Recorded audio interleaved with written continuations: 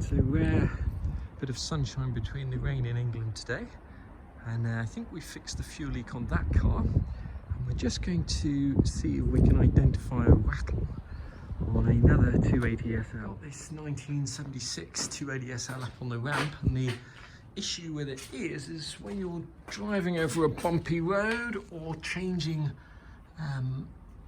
gear, it's a manual, there's a clunking sound, and I'm going to see if I can have a look and identify whether it's suspension related or something else. I think we have identified where the rattle is coming from. This is the transmission here. So it's a manual car, and if you move this like that, you can see is the gearbox or transmission. As I say, it's a manual car, and just before you start whipping off this plate here, which is held on by these bolts, you'll notice that there's a big mount there which is held on by these two bolts, and this plate here basically supports this transmission. So what we're going to do is put some kind of support under here before we take that off, just to stop the whole thing dropping down. Okay, we've got this supported on these bricks and on this support here, and we're just going to take these supports out here. But I just want to make a note of this washer is not a standard washer, which way round it goes. You can just about make out which way around this came off by the rust shapes. So basically, if you imagine it's like a triangle with the top missing, the wide part of the triangle is towards the middle of the car, and the narrow end here is towards the exhaust pipes. Last central bolt out, this thing will just fall down, and you can, without even looking much further, I can see what the problem is. That's a bit of a bushing there. So we're going to give this a clean up, and then we'll have a look and see what the other end looks like. And here's the problem. There should be a bushing in there to stop. In fact, there should probably be 3 bushings in there. So, gosh, all of those bushings are gone. So that'll be a trip to Mercedes to get new bushings.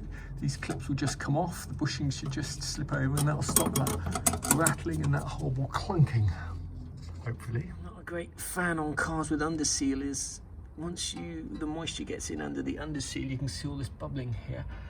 You get all this hidden rust that you can't really see. So what we're going to do is we're going to strip this back down to bare metal while we've got it off, de-rust it, and then treat it properly, and then just paint it up.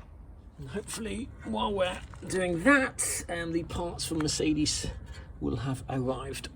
Okay, we're going to put this piece in a rust bath for a couple of days, and to make our life easier, or I should say it's slightly less expensive, this stuff here, which is the deoxy crystals from Hamber Built, is added in a ratio of 19:1. So we want 2 glasses of that.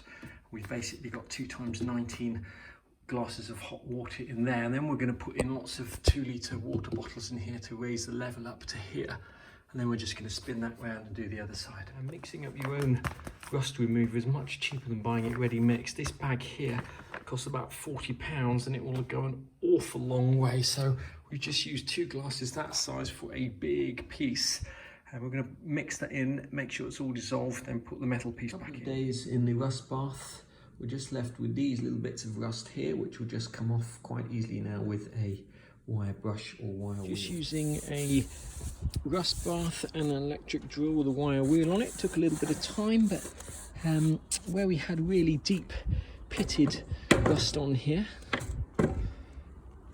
we've used the carbide burr just to save some time. You could leave that in for days if you had time. You'd eventually get all the rust off. We're just now going to coat it with Eastwood Rust Encapsulator. That'll act as an undercoat and a sealant, make sure the rust doesn't come back, and then I think we'll probably either just use that as a top coat as well, or we might just spray gloss over that. I haven't decided yet. Okay, we've got 1 coat on there, we're just going to put another coat on. You can see where the metal is smooth and not pitted, you get a really nice finish, but where it's pitted and rusted, you don't get a particularly good finish. If this was a part that was going to show, you would use maybe a deep fill primer, a couple of coats of that to fill these little imperfections, and then you'd spray over with gloss or a matte or something. Finish this piece off, we're just going to give it a couple of coats of gloss over the rust encapsulator, and we're just going to use a cheap, well, it's not cheap, Autotech black gloss auto paint. So we'll do a couple of coats over that, and then we'll put that back on the car and move on to the next job. If you buy these shift rod bushings or gear stick bushings from Mercedes in the UK, they only come in bags of 5, and the part number is here, MA2009920010. If you, they cost £1.70 each plus VAT, so the total cost if you buy a bag of 5 is £10.20. You can also pop that part number into eBay and buy these individually, in which case it'll cost you £1.70 delivered with no VAT. And if you've just got one car and you're just replacing them, you probably, if it's a manual car, you probably need to replace all 3. But as I say, just pop that part number into eBay and you'll save yourself a few pounds. Okay, basically all of these 3 fittings here on this manual have, or should have, a bushing in there. These clips that hold these little rods on, they should just slide back off, and you may need to get a screwdriver under there just to prise it up slightly, but once you've got the clip off, this fitting should just come down, and it should just be a matter of pressing the rubber bushing or plastic bushing into there. So you just need to get one end in and then push with all your might to get the other end in. There might even be a special tool or press to get that in, but you should be able to do it with just your fingers and thumbs. Pushing in, it's just a matter of putting it back on and sliding the clip on. But just before I do that, just before you do that for that matter, it's advisable just to get a little bit of oil or grease on that fitting there. If you are replacing all 3 bushings, it's easier getting this middle one off by pushing the outside one out the way. So before you put that one on, get that one off and change the bushing. You should check the bushings at the gearbox side as well. There's another 3 of them, that's one of them there. These bushings all look fine, there's no problem there, so we can just leave those for the moment. We've got bushings on this car successfully, but while the car's up on a ramp, I'm just going to have a closer look at this leak here. This definitely looks like that seal there is leaking. What I've done is just to have a look and see if there's actually any oil in the rear diff. So that's the drain plug there. Just around the back here is the filler.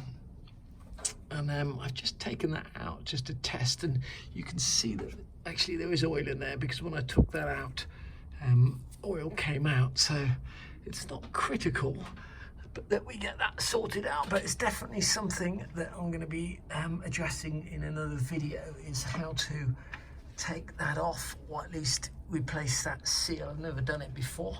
How hard can it be? The other thing that is of slight concern is all this wetness around here.